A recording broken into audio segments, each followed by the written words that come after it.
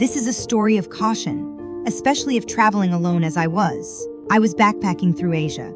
I was supposed to take a plane from Malaysia to Singapore to start the next leg of my trip, but I missed my flight and had to take a bus instead. It was dirty and covered in cockroaches, but she figured she could deal with it for a few hours.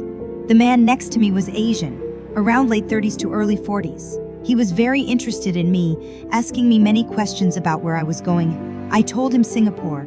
Was I alone? Where I would be staying? How old I was? Did I have a boyfriend? I made awkward but polite small talk with him, making up a fictional boyfriend. Eventually it got late, and we both tried to get some sleep. Fear of the cockroaches kept me awake though. So, I spent an hour or so just lying there with my eyes closed attempting sleep when I felt a hand brush against my left thigh.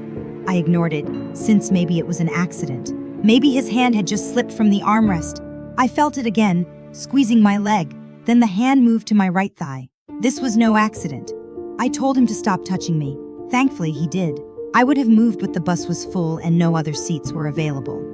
I managed to get a tiny bit of sleep, then awoke at 6:30 a.m. when the bus stopped. The man shook my shoulder and told me, "Come on, get out. It's Singapore."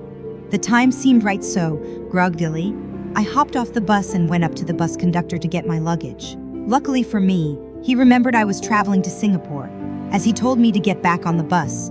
This was still Malaysia. We hadn't crossed the border yet. Singapore was the next stop. I turned around to see the man staring at me from a large group of men clustering around the bus and very quickly boarded the bus again. As we drove away, I wondered if he'd done that deliberately. Then I remembered that I had told him Singapore was my destination the night before, and he knew this wasn't Singapore. I shuddered to think of what would have happened if I didn't get back on the bus.